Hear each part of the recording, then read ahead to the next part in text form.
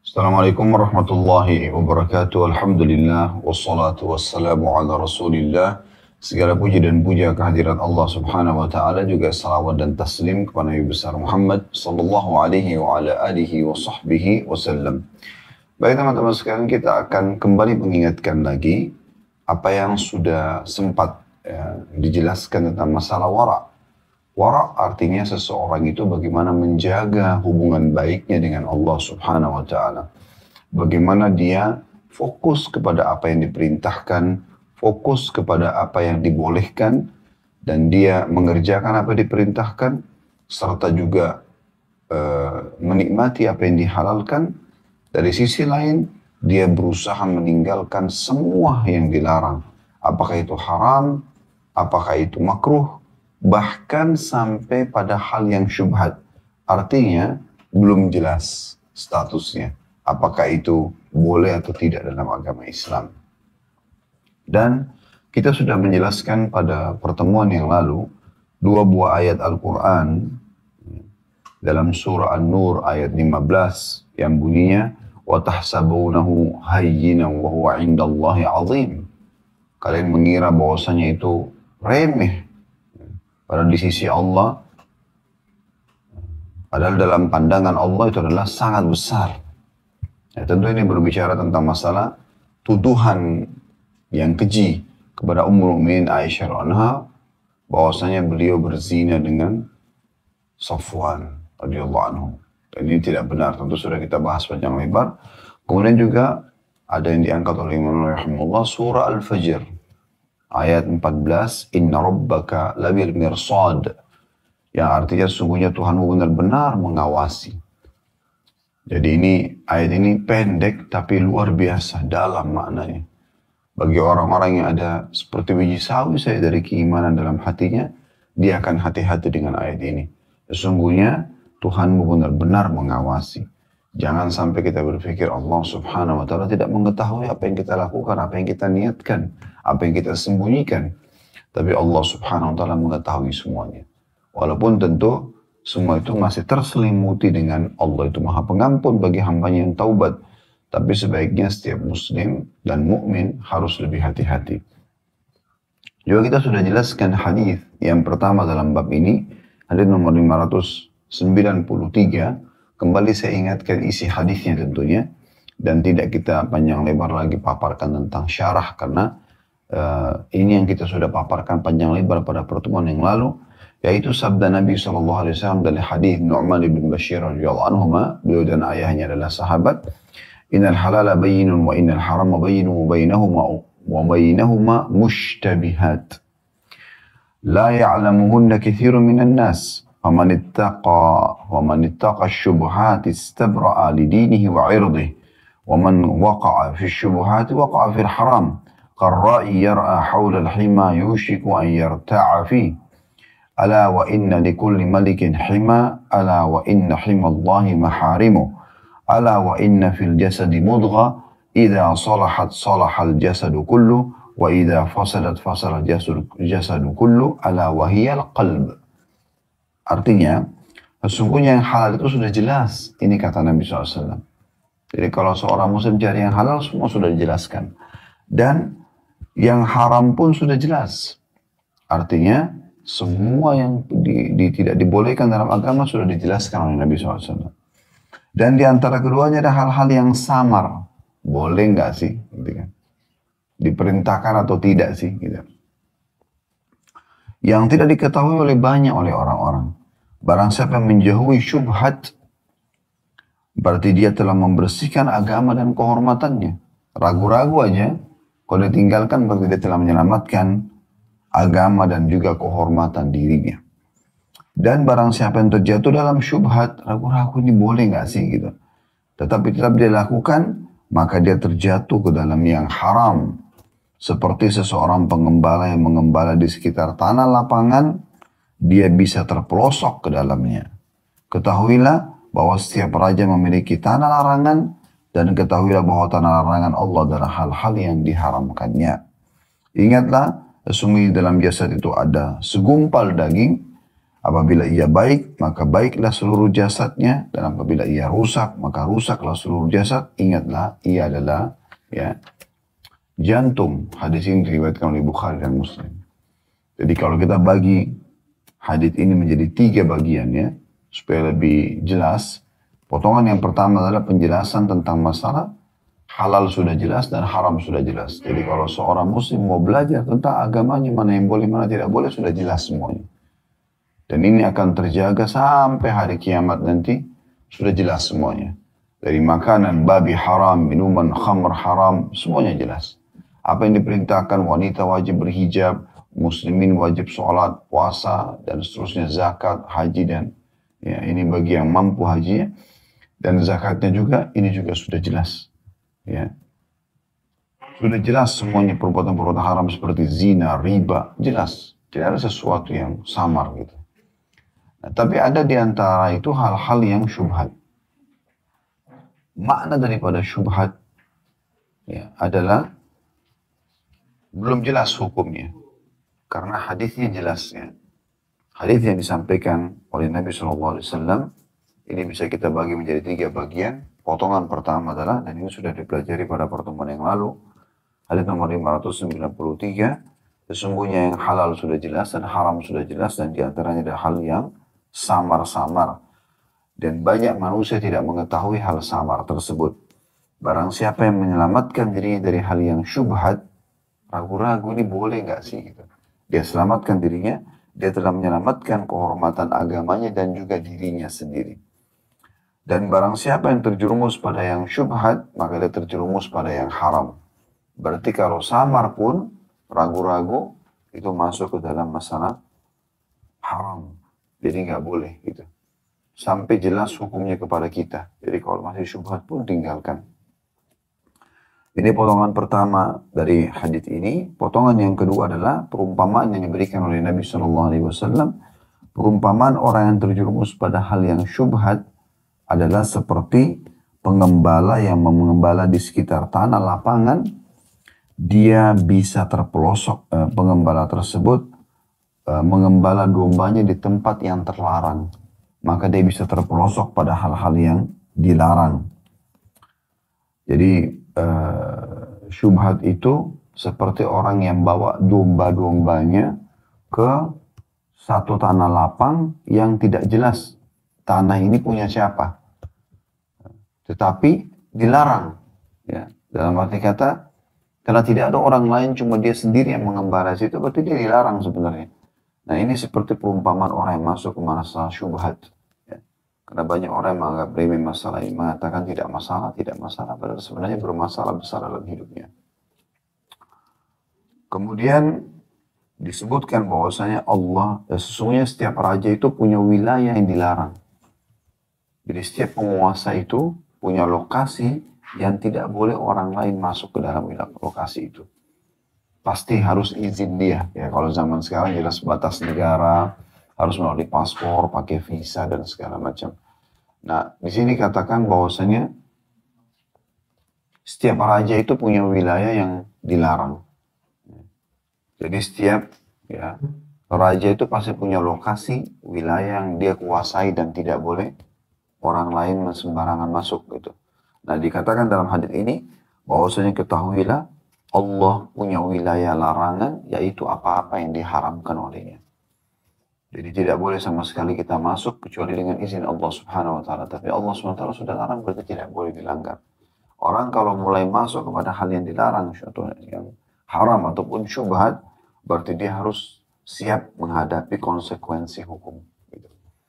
Ya, orang terjumpa pada sesuatu yang haram, berarti dia harus tahu ini ada hukumannya, karena ini dilarang itu.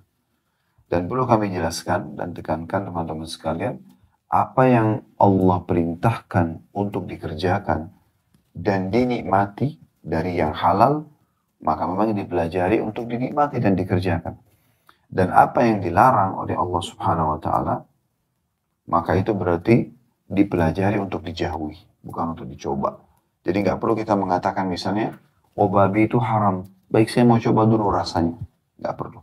Nggak perlu kita mengatakan, oh zina itu haram, bagaimana rasanya zina itu. Kita nggak butuh, kita perlu hanya pelajari dan tinggalkan. Dan dalam hadis ini sangat peka bahwasanya termasuk dalamnya adalah hal yang syubhat. Kita ragu saja, tinggalkan. Karena kata Nabi SAW, syubhat itu berarti lebih kepada yang haram. Diberikan tadi gambaran seperti orang-orang yang mengembala dombanya di tanah lapang yang terlarang. Dia coba-coba saja, berarti dia bisa kena konsekuensi hukum.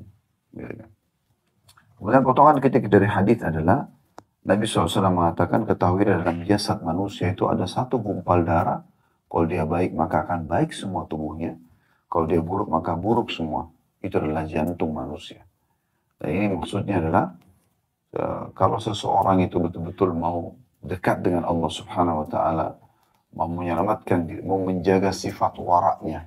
Warak itu maksudnya tadi menjaga kesucian hubungan dengan Allah Subhanahu Wa Taala, maka dia tidak boleh ya terjerumus dirinya pada hal yang haram, termasuk dalamnya adalah hal yang syubhat. Termasuk dalamnya adalah hal yang syubhat. Jadi hadis ini bukan jadi bahasan kita pada kesempatan ini, karena hadis ini adalah mereview kembali apa yang dibahas pada pertemuan yang lalu. Jadi dalam bab wara' ini, hadis yang sudah dibahas yang lalu adalah ya, nomor 593. Dan kita akan masuk pada pagi ini insyaAllah hadis nomor 594. Saya langsung bacakan, berbunyi dari Anas radhiyallahu anhu. Anna Nabiya sallallahu alaihi wasallam wajada tamratan fi tariq. Faqala laula anni akhafu an takuna minas sadaqati la akaltuha. Hadis ini riwayat Bukhari Muslim. Terjemahannya, Anas radhiyallahu anhu mengatakan bahwasanya Nabi sallallahu alaihi wasallam mendapatkan atau menemukan satu butir kurma di jalan. Maka beliau bersabda, seandainya aku tidak khawatir bahwa kurma ini adalah kurma berasal dari sedekah, maka pasti aku akan memakannya. Ini adalah lafaz hadisnya. Makna umumnya hadis ini adalah masuk dalam bab wara' yang sedang kita bahas. Sekali lagi, wara' adalah menjaga hubungan baik dengan Allah Subhanahu Wa Taala. Bagaimana kita selalu menjadi seorang hamba yang patuh, mengerjakan semua perintah wajib ataupun sunnah dan menikmati yang halal. Juga kita meninggalkan semua yang dilarang. Apakah itu sifatnya haram ataupun makruh, atau juga hal-hal yang meragukan atau syubhat. Maka ini namanya wara'. Makin kita menjaga kesucian hubungan ini dengan Allah SWT, maka makin melimpahlah karunia yang Allah berikan kepada kita. Dari nikmat keimanan dalam hati, keselamatan, ya, dari segala macam mara bahaya, di dunia diberikan kebahagiaan, juga di akhirat akan diberikan surga yang mulia, yang kekal di dalamnya. Jadi ini makna wara'. Makna hadis ini Nabi SAW mencontohkan. Perlu digarisbawahi bahwasanya Nabi SAW tidak boleh bersama dengan keluarga beliau memakan sedekah. Beda dengan kita. Nabi SAW menerima hadiah, tapi beliau tidak makan sedekah. Ya. Beliau dilarang oleh Allah Subhanahu Wa Taala untuk memakan sedekah dengan juga keluarga beliau Sallallahu Alaihi Wasallam. Makanya beliau pernah mengatakan kepada keluarganya, ketahuilah sedekah itu adalah kotoran manusia, gitu. Yang maksudnya dari harta, ya, dan tidak layak bagi keluarga Muhammad Sallallahu Alaihi Wasallam. Maka Nabi Sallallahu Alaihi Wasallam pernah jalan, beliau menemukan satu butir kurma tergeletak di tanah. Maka beliau mengingatkan masalah itu. Beliau mengatakan, kalau bukan karena saya khawatir ini adalah kurma sedekah, saya akan memakannya. Apa makna daripada perkataan ini? Maksudnya karena saya dilarang oleh Allah untuk memakan sedekah, maka saya tidak mau. Walaupun ini mungkin saja bukan dari sedekah. Bukan dari sedekah, gitu kan. Karena pohon buah yang ada tumbuh liar di jalan, kemudian berbuah, siapa saja boleh memakannya. Beda dengan kalau ada pemiliknya. Ya. Tapi Nabi SAW tidak ingin menyentuh itu, karena menjaga kewaraannya atau hubungan baiknya dengan Allah SWT. Dari sisi lain, ya, makna daripada hadis ini juga bahwasanya seseorang selain daripada beliau boleh memakan sedekah itu, tidak masalah, gitu kan? Nah, sedekah itu biasanya memang orang yang sengaja mau mengeluarkan apa yang dia anggap untuk pensucian dirinya juga. Beda dengan hadiah yang memang orang beli. Ya, kalau Nabi SAW menerima hadiah, orang mengatakan ini adalah hadiah ya Rasulullah, maka beliau menerimanya. Jadi makna global daripada hadis ini adalah Nabi SAW berusaha mencontohkan kepada umatnya hati-hati dengan hal yang samar-samar.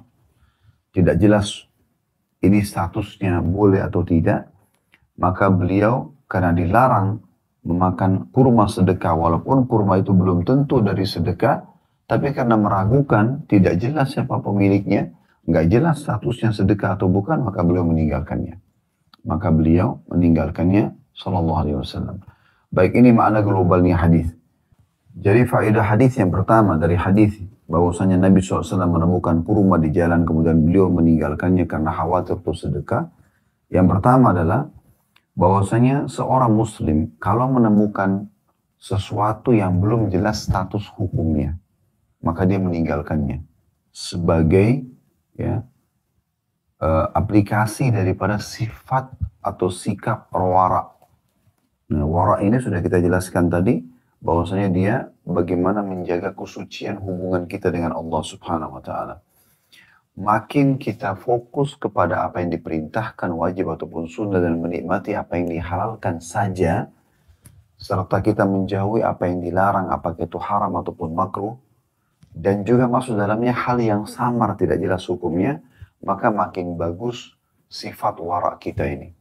Sifat menjaga hubungan baik dengan Allah Subhanahu wa taala, dan tentu makin melimpah karunia Allah, keselamatan, ketentraman jiwa ya di dunia juga di akhirat. Nah, ini akan diberikan juga balasan di surga. Maka ini yang sedang kita bahas. Nah, Nabi SAW di hadits nomor 594 sekali lagi menemukan satu butir kurma di jalanan karena beliau khawatir adalah kurma sedekah, sementara beliau dan keluarganya dilarang makan sedekah, maka beliau meninggalkan. Dan beliau menekankan kalau ini bukan kurma sedekah, maka tentu sudah aku makan. Kenapa beliau mengatakan sudah aku makan? Karena saya sudah bilang tadi, kalau ada pohon tumbuh liar di pinggir jalan, kemudian berbuah, maka siapa saja boleh memakannya. Kalau pohon itu tidak ada pemiliknya. Tiba-tiba ada pohon pepaya, atau pohon jambu, atau pohon apa di pinggir jalan. Gak ada pemiliknya. Maka boleh saja siapa yang lewat memakannya. Beda kalau ada yang menanamnya, pemiliknya ada jelas, itu nggak boleh kecuali dengan izinnya. Di sini Nabi SAW menekankan poin, saya tidak boleh makan sedekah, tapi ketahuilah kalau ini bukan sedekah akan saya makan. Kenapa? Karena memang hukumnya memakan buah yang tumbuh liar, ya dari sebuah pohon tumbuh liar itu tidak ada masalah. Faedah pertama dari hadis adalah bagaimana ya seseorang muslim harus hati-hati dengan hal yang syubhat.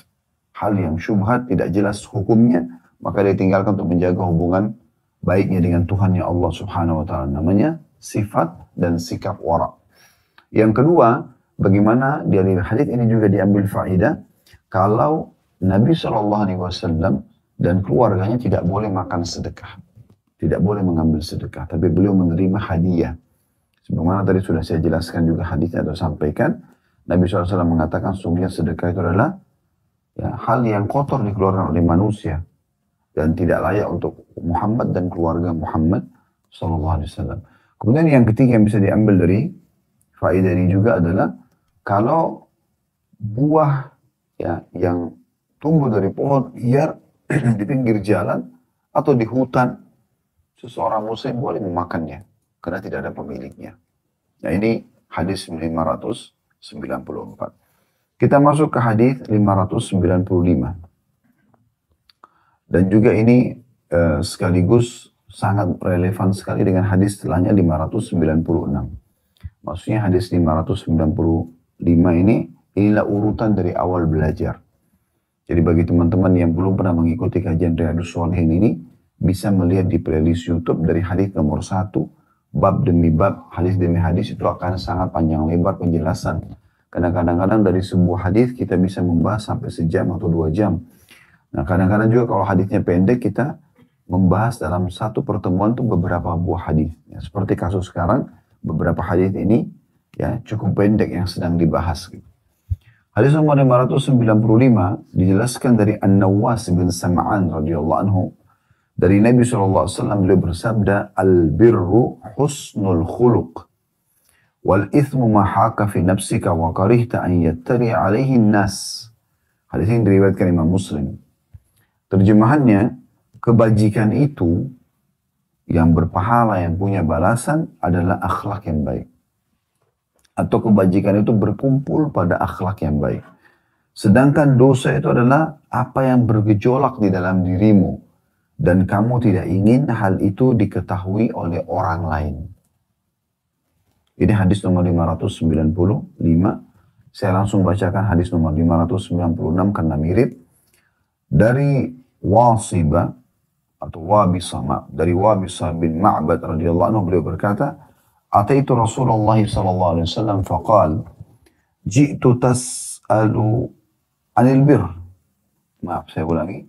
Faqala ji'ta tas'alu 'anil bir? Qultu na'am. Faqala istafti qalbak. Al-birru matma'annat ilaihi nafs wa tma'anna ilaihi al-qalb wal ithmu ma haqa fi an-nafs wa taraddada fi as-sadr wa in aftaka an-nasu wa aftauka. Hadis ini diriwayatkan oleh Ahmad dan Darimi dengan sanad hasan. Terjemahannya, Wabisah bin Ma'bad radhiyallahu anhu berkata, aku mendatangi Rasulullah SAW suatu hari dan beliau bertanya, apakah kamu datang ingin bertanya masalah kebajikan? Maka kata Wabisah, iya. Lalu beliau SAW mengatakan, mintalah fatwa kepada hatimu. Kebajikan itu adalah apa yang jiwamu merasa tenang terhadapnya dan hatimu juga mantap terhadapnya. Sedangkan dosa itu adalah apa yang bergejolak dalam hatimu dan melahirkan keraguan-raguan di dalam dada. Meskipun manusia memfatwakan kepadamu dan meskipun mereka memberikan fatwa kepadamu. Ya. Dua buah hadis ini berhubungan dengan masalah atau masuk dalam masalah bab wara'. Bagaimana menjaga kesucian hubungan dengan Allah Subhanahu wa ta'ala. Secara global, hadis ini kita bagi menjadi dua bagian. Penjelasan umumnya dulu. Yaitu tentang masalah kebajikan itu akan nampak dan bisa dinilai dari seseorang melalui akhlaknya. Sudah umum, akhlak itu adalah ramah, santun, sopan, ya, dermawan, jujur, amanah, tanggung jawab. Ini semua akhlak-akhlak. Ini kalau ada pada seseorang, pastikan ada kebajikan pada dirinya. Dan dia akan mudah untuk mengamalkan sisa daripada syariat yang ada gitu. Kemudian juga bagian yang lain adalah penjelasannya atau secara global tentang masalah kalau ada sebuah hukum yang kita belum faham, ada sebuah hukum yang belum kita faham, ini kira-kira halal atau tidak sih? Dan memang belum ada penjelasan di situ ulama atau belum ada mungkin yang menjelaskan tapi belum sampai kepada seluruh umat. Ini kalau masih belum jelas, maka kata Nabi SAW kepada Wabisah sahabat Nabi ini, tanyakan kepada hatimu. Kalau hatimu tenang, berarti itu kebajikan. Kalau hatimu tidak tenang, berarti itu adalah dosa. Walaupun seluruh manusia sudah memberikanmu fatwa. Nah ini makna global daripada hadis. Lebih dalam kita bahas teman-teman dengan faidahnya. Faidah hadis. Faidah hadis dari 595 dan 596 yang pertama adalah semua kebajikan ada pada akhlak seseorang. Dan perlu kita tahu bahwasanya Rasulullah Sallallahu Alaihi Wasallam itu diutus memang untuk menyempurnakan akhlak-akhlak yang mulia. Sebagaimana sabda beliau Sallallahu Alaihi Wasallam, "Innama bu'itsu liutammima makarimal akhlak." Aku diutus memang untuk menyempurnakan akhlak yang sempurna, yang baik, gitu. Jadi semua yang baik-baik ini santun, ramah, segala macam, berarti memang itu adalah bagian daripada perintah Nabi Sallallahu Alaihi Wasallam. Dan dalam surah Al-Qalam ayat 4-nya, ya, Allah Subhanahu Wa Taala memuji Nabi-Nya Muhammad Sallallahu Alaihi Wasallam sambil atau pada seraya berfirman, "Wa innaka la'ala khuluqin azim." Sesungguhnya kamu benar-benar memiliki akhlak yang mulia. Jadi secara alami Nabi SAW itu punya akhlak yang mulia. Santun, jujur, amanah, tanggung jawab. Sampai beliau mendapatkan dua predikat langsung, dua julukan langsung di Mekah ini. As-Sadiqu Al-Amin. As-Sadiq itu artinya orang yang sangat jujur dan amin sangat terpercaya. Gitu. Dan itu satu Mekah meyakini masalah itu. Jadi pernah terjadi, Nabi SAW, waktu awal beliau masuk ke perdagangan, kemarin saya sempat jelaskan di sebagian kajian sirah kita waktu menuju ke Taif, ya, kalau Nabi SAW masuk perdagangan dari umur 21 tahun. Sampai beliau dinobatkan jadi Nabi di umur 40 tahun. Itu kurang lebih 19 tahun Nabi SAW berdagang. Sebelumnya, dari umur 8 tahun setelah pamannya, setelah pak kakeknya belum Thalib meninggal, sampai umur 21 tahun, ini kurang lebih 13 tahun, beliau mengembala kambing, gitu kan. Nah, waktu masuk ke perdagangan, Nabi SAW pernah berdagang di pasar Ukaz di Mekah ini. Ada pasar namanya Ukaz. Kemudian beliau didatangi oleh seseorang yang membeli semua barangnya. Langsung membeli semua barang. Dan pada saat membeli barang semuanya ini, orang itu bilang, ya, saya titipkan ya Muhammad, saya titipkan barang ini. Dan saya mau tawaf dulu. Orang itu tawaf. Setelah itu orang itu pulang kampungnya lupa barang yang telah dibeli dari Nabi SAW.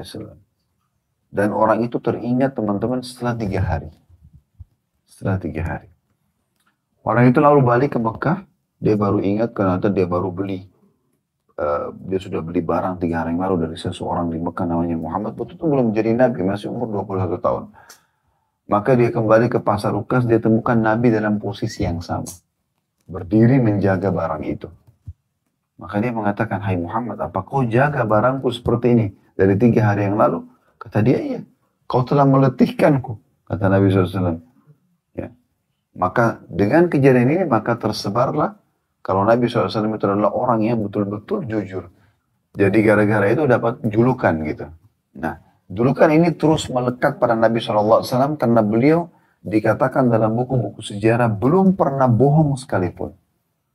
Memang tidak pernah bohong gitu. Apa adanya, beliau bicara apa adanya. Dan beliau mengatakan memang dalam banyak hadis-hadis beliau mengatakan sesungguhnya jujur itu adalah ketenangan jiwa, kebohongan itu adalah keraguan dalam kehidupan.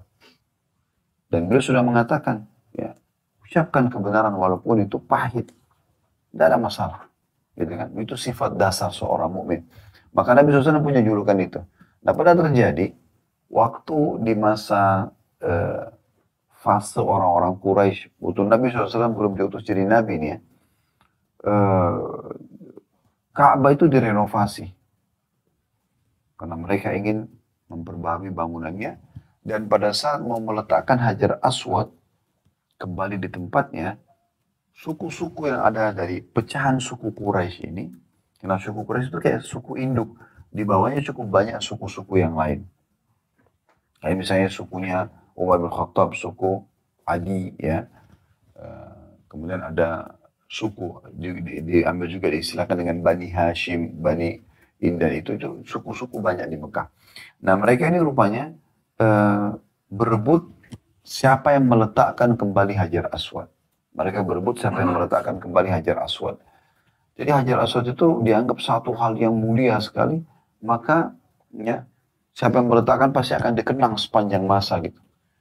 Maka tiba-tiba saja suku-suku ini ada yang memulai, yaitu dengan cara mereka memotong seekor domba, kemudian darahnya dituang di dalam sebuah bejana, lalu orang-orang suku-suku ini mencelupkan telapak tangan mereka dan mengangkat sambil mengatakan, siapa yang meletakkan Hajar Aswad selain suku kami, maka akan terjadi pertumpahan darah. Ini satu suku buat begitu, maka suku-suku lain lakukan juga, karena mereka rasa tertantang. Sembeli juga domba, tumpahin darahnya di bejana, mereka celupin juga tangannya, mereka juga mengatakan, kalau ada yang meletakkan Hajar Aswad selain kami, maka akan terjadi pertumpahan darah. Akhirnya hampir semua suku begitu. Maka beberapa tokoh-tokoh Quraisy berpikir, ini kalau dibiarkan jadi masalah nih. Maka mereka cari siapa yang dituakan di situ, kira-kira apa solusinya, apa jalan keluarnya. Ya, apa jalan keluarnya. Maka pada saat itu mereka sepakat menunjuk satu orang yang paling dituakan di situ, lalu dia menentukan keputusan. Maka orang tua ini berkata, begini saja, daripada kalian menumpahkan darah, kita ambil inisiatif saja. Yang masuk, orang pertama masuk dari pintu Bani Syaibah, ada pintu gerbang yang Mekah dulu namanya pintu Bani Syaibah. Yang pertama masuk dari pintu gerbang ini, kita tunjuk dia yang mengangkat Hajar Aswad. Dari suku manapun. Karena di sini sudah memanas situasinya di sekitar Ka'bah waktu itu, mereka mau menumpahkan darah, berperang gara-gara berebut siapa yang meletakkan Hajar Aswad, maka mereka setuju semuanya. Subhanallah, dengan hikmah Allah SWT, yang pertama masuk dari pintu Bani Syaibah adalah Nabi Muhammad SAW. Begitu beliau masuk, langsung ya mereka sepakat semua mengatakan as-sadiqul amin, as-sadiqul amin radina. Orang yang jujur dan terpercaya, dua kali mereka ulangi, maka kami ridho. Maka Nabi SAW pun mengambil keputusan pada saat itu agar mendatangkan sebuah kain yang besar, lalu beliau meletakkan Hajar Aswad di tengah-tengah kain tersebut, lalu setiap kepala suku itu memegang ujung-ujung kain tersebut sehingga semuanya terlibat, lalu mereka mengangkat ke dekat Ka'bah, lalu yang meletakkan di dalam tempat Hajar Aswad adalah Nabi Muhammad SAW. Tapi saksi bahasan kita memang beliau ya terkenal sekali orang yang sangat baik akhlaknya. Dan tadi sudah saya bacakan surah Al-Qalam, ya, itu Allah SWT menyebutkan dalam ayat 4-nya, wa innaka la'ala khuluqin azim. Sungguhnya kau hai Muhammad pasti dalam akhlak atau memiliki akhlak yang mulia. Dan tidak ada khilaf di antara ulama tentang sempurnanya akhlak Nabi SAW. Jadi bukan cuma fisik tapi juga akhlak beliau sempurna. Dan ini asas daripada agama kita. Dan Nabi SAW mengatakan dalam sebuah riwayat yang sahih, aku akan menjadi penjamin ya, bagi di tempat yang terbawa surga, itu bagi orang yang meninggalkan kebohongan walaupun bercanda. Dan ya, aku akan menjadi pemimpin bagi orang-orang di pertengahan surga, ya, derajat tertengahnya itu bagi orang yang meninggalkan perdebatan walaupun benar, gitu kan? Kalau kita sudah jelasin hukum tetap aja dia ngotot, ya sudah tinggalkan saja. Gitu. Dan aku akan menjadi pemimpin di satu camp istana di tempat tertinggi surga bagi orang yang baik akhlaknya. Jadi memang ini luar biasa gitu. Kata Nabi SAW juga dalam hadis yang lain, tidak ada sesuatu yang lebih berat di timbangan amal hari kiamat dibandingkan akhlak yang mulia. Ya. Dalam hadis yang lain juga, ini semua hadis sahih, kata Nabi SAW, sesungguhnya orang yang baik akhlaknya itu benar-benar akan mencapai derajat orang yang selalu berpuasa dan juga orang yang mendirikan malam harinya walaupun dia ibadahnya sedikit. Sebaliknya, ada penjelasan juga yang baik untuk difahami di sini adalah riwayat Bukhari. Ini riwayat-riwayat yang sahih semuanya. Ada seseorang datang menanyakan kepada Nabi SAW, mengatakan, ya Rasulullah, di kota Madinah ada satu perempuan rajin sekali sholat malam. Tidak pernah ketinggalan setiap malam. Tidak pernah juga ketinggalan sedekah. Amal-amal yang baik dikerjakan sama dia. Cuman lisannya menyakiti orang. Kata Nabi SAW, la khaira fiha, hiya finnar. Gak ada kebaikan orang ini, dia masuk neraka. Jadi ternyata amal-amalnya terganggu dengan akhlaknya yang buruk. Ya. Kemudian kata orang tersebut menanyakan lagi, ya Rasulullah, tapi di Madinah ada juga wanita yang ibadahnya biasa saja, tapi akhlaknya baik sekali. Gitu kan? Santun, ramah sama orang, tidak pernah nyakiti orang dengan lisannya. Kata Nabi SAW, kebaikan panai dan dia akan masuk ke dalam surga. Jadi akhlak itu memang pondasi dasarnya. Makanya kata Nabi SAW di sini, al-birru husnul khuluq. Semua kebajikan itu berkumpul pada akhlak yang baik. Kemudian faedah yang kedua dari hadis adalah tentang masalah hukum yang belum jelas statusnya dalam Islam, ya, itu ditinggalkan. Ini tidak masuk dalamnya kalau hukum yang sudah jelas ya.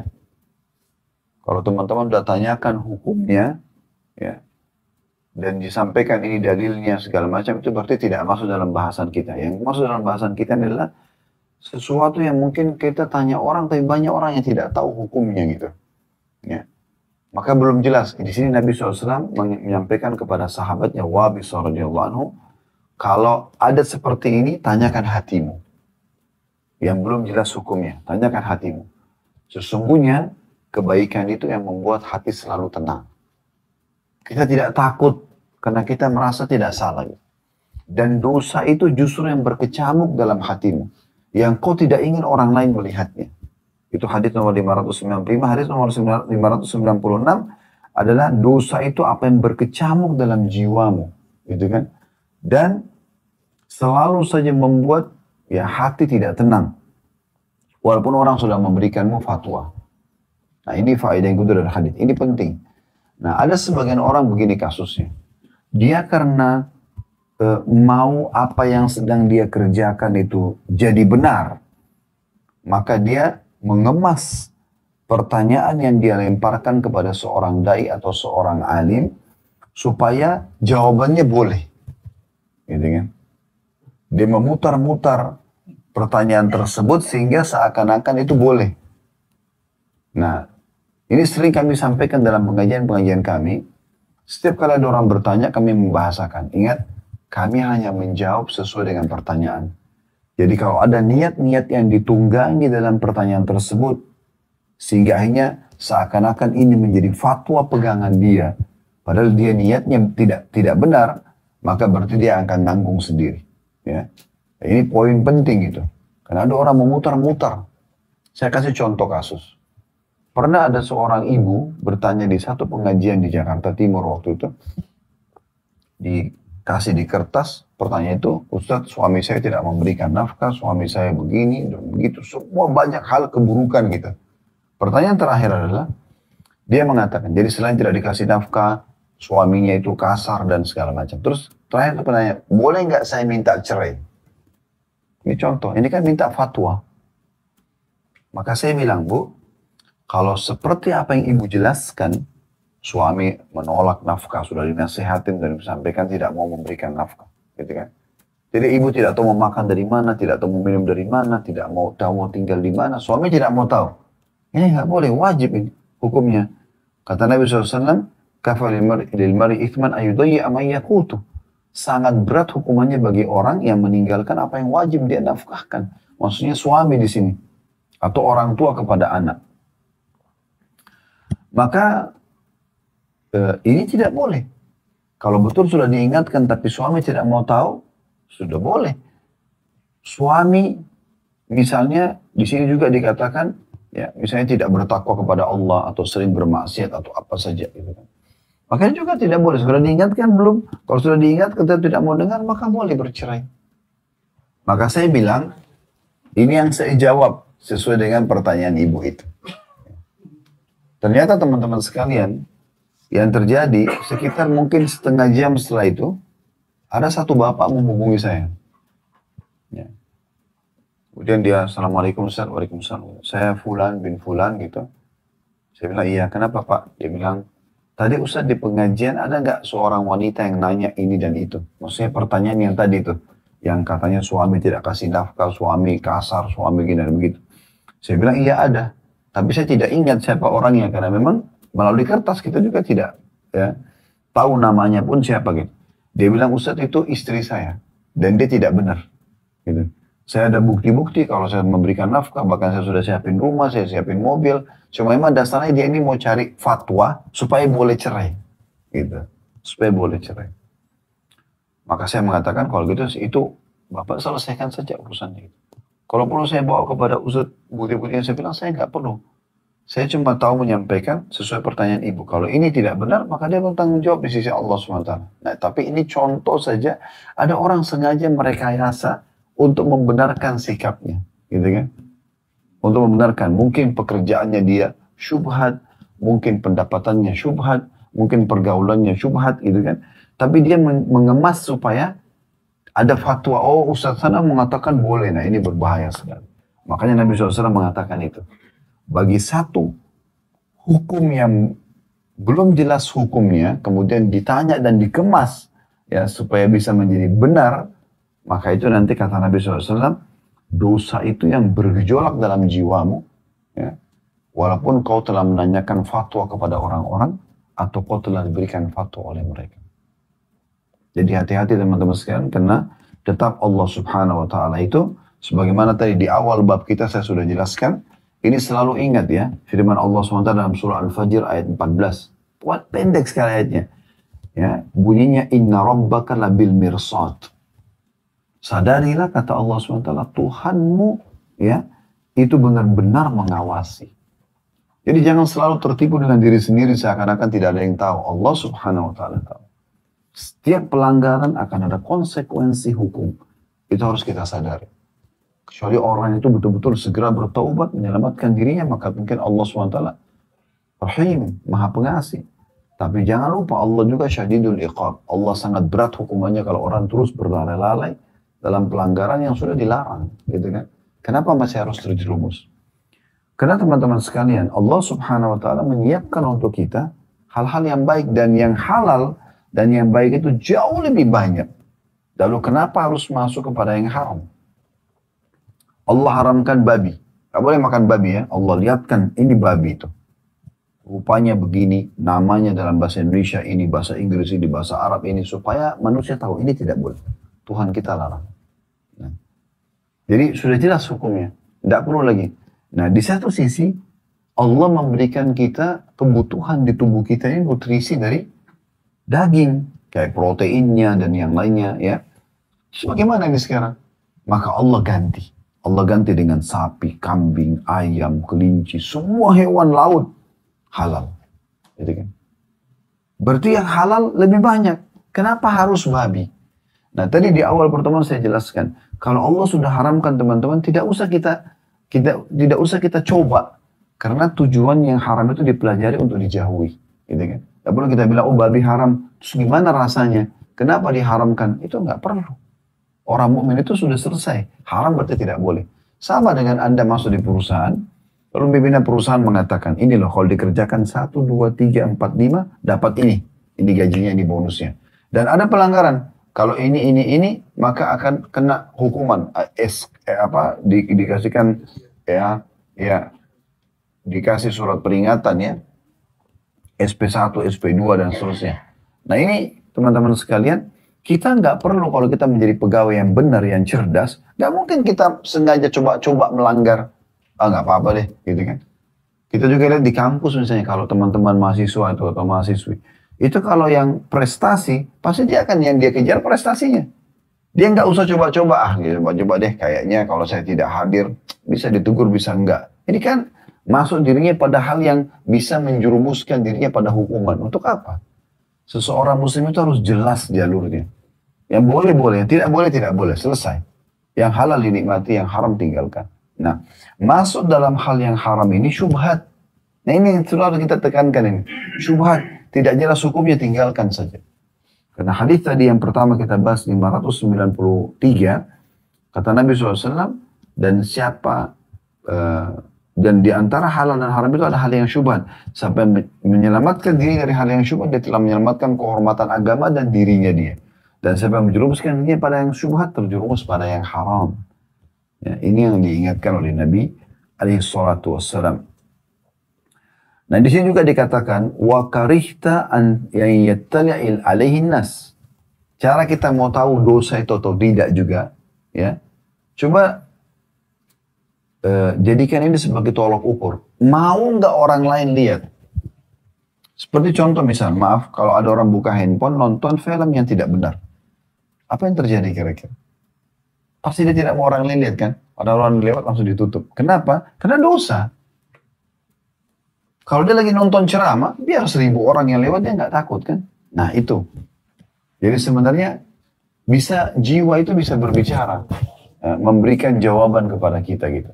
Memberikan jawaban kepada kita. Nah seperti itu. Ini yang Nabi SAW bahasakan dengan lafaz yang sangat jelas. Kalau dosa itu adalah sesuatu yang kau tidak ingin orang lain mengetahuinya. Gitu kan? Kayak kita eksklusif sendiri. Kalau itu kebaikan tidak akan pernah kita malu. Nah ini poin juga yang ditekankan di dalam hadis ini. Jadi diingat juga potongan akhir dari sabda Nabi SAW di nomor 596. Wa in aftakan nasu wa aftau. Walaupun kau minta fatwa sama orang atau mereka telah memfatwakan untukmu. Kalau tetap itu adalah dosa, akan bergejolak dalam hatimu. Selalu ragu. Saya pernah hadapin beberapa orang jemaah yang datang dan mengatakan, Ustaz, saya sudah tanya dengan Ustaz ini, Ustaz itu, Ustaz ini, Ustaz itu, tapi saya belum tenang. Loh kenapa belum tenang? Satu orang sudah cukup sebenarnya, gitu kan? Atau mungkin kalau ada perlu ditambahkan mungkin dalilnya satu orang lagi, sudah cukup.